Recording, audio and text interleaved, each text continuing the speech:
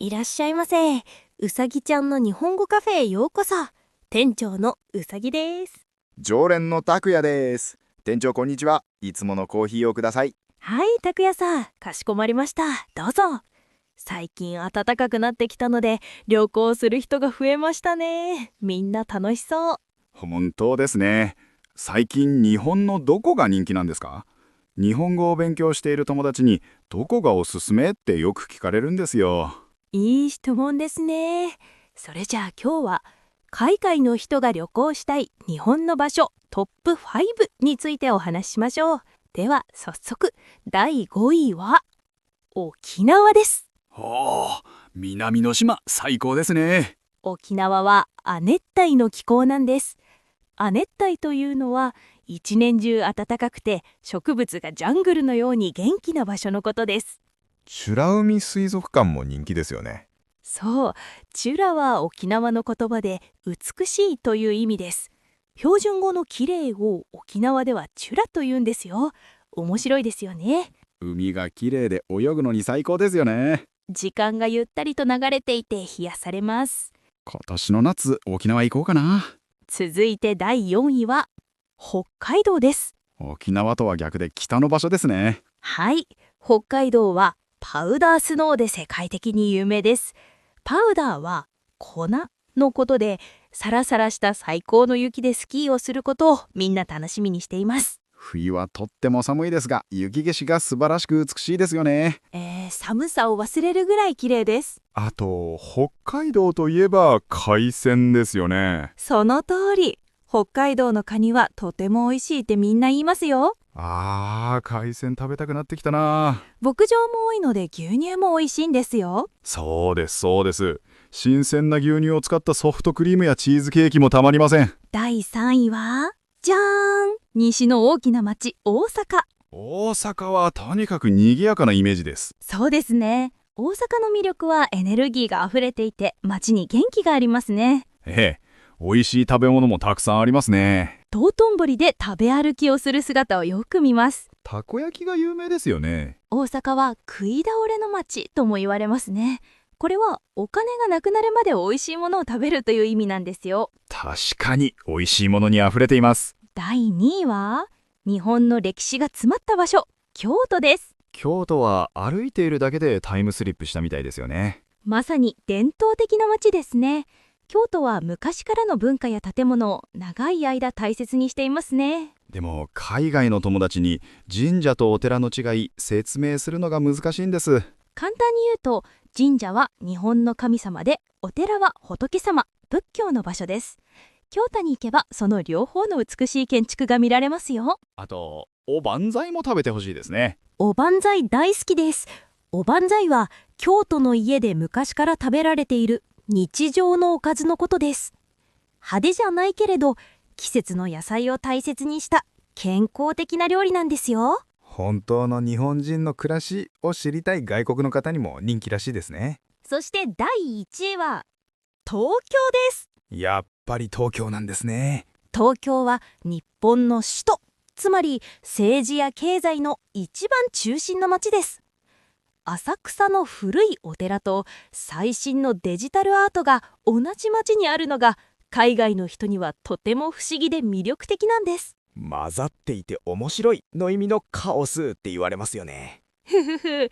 でも電車は1分も遅れずに来ますからとても便利。初めて日本に来るならまずは東京が一番安心ですね。東京タワーやスカイツリーも人気ですよね。東京を一望できます。世界一大きな駅の新宿、若者の街の渋谷、オタク文化の秋葉原、魅力ある場所がたくさんありますね。アニメが好きな人は秋葉原は最高に楽しい場所だと思いますよ。店長、最近は他の場所も人気が出てきているって聞きました。そうなんです。今は地方への旅行が流行っています。地方、東京や大阪以外などの大都市以外のエリアのことですね。はい。今有名な観光地は人が多すぎるオーバーツーリズムの状態になっています。これは観光客が多すぎてその町に住んでいる人が困ってしまうことです。だから石川県を金沢や岐阜県の白川郷のような静かな場所に行く人が増えているんですよ。なるほど。自分だけの特別な場所を見つけるのが新しい旅のスタイルなんですね。ゆっくりと旅行したい人におすすめですね。あと最近の旅行って買い物より体験が大事なんですよね。そうなんです。それを日本では物からことと言います。物はお土産を買ったり有名な建物を写真に撮ったりすること。ことはそこでしかできない体験や経験のことです。詳しく知りたいですね。もちろんです。日本で体験してほしいことをおすすめのポイントと一緒に紹介しますね。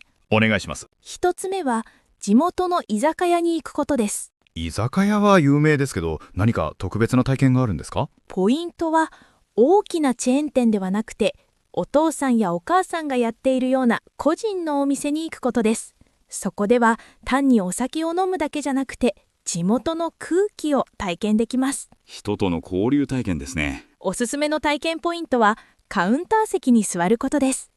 お店の人や隣の人との距離が近く話しやすいです。なるほど。それと今日のおすすめを聞いてください。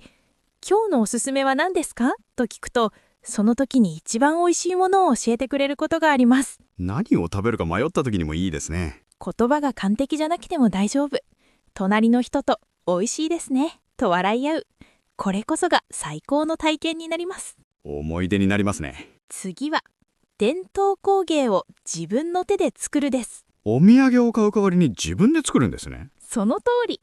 例えば京都で布を染めたり、金沢で金箔貼りをしたり、職人の技を近くで見ることができます。見るだけでも楽しいですね。自分で作ったものはどんな高級なブランド品よりも価値があります。ぜひ世界に一つだけのものを作ってくださいね。自分で苦労して作ったという思い出が一番のお土産になるんですね。最後はもっと身近なこと。日本の日常を冒険することです。スーパーや道の駅に行ってみてください。道の駅って道路の途中にある休憩所ですよね。そうです。スーパーや道の駅はその土地の新鮮な野菜やそこでしか食べられないご当地グルメの宝庫なんです。知らない食材に出会えるかもしれませんね。日本は季節によって売っているものが全然違うので面白いですよ。有名な観光地を急いで回るよりも、一つの場所でゆっくり誰かと話したり何かを作ったり、一番心に残る旅になりそうですね。物は壊れるかもしれないけど、体験は心の中にずっと残ります。僕も次の休みは何か新しい体験をしてみようかな。皆さんも行きたい場所はありましたか？私はここに行ったよ、ここがおすすめだよというメッセージがあれば、ぜひコメントで教えてくださいね。それではまた次回のポッドキャストでお会いしましょう。さようなら。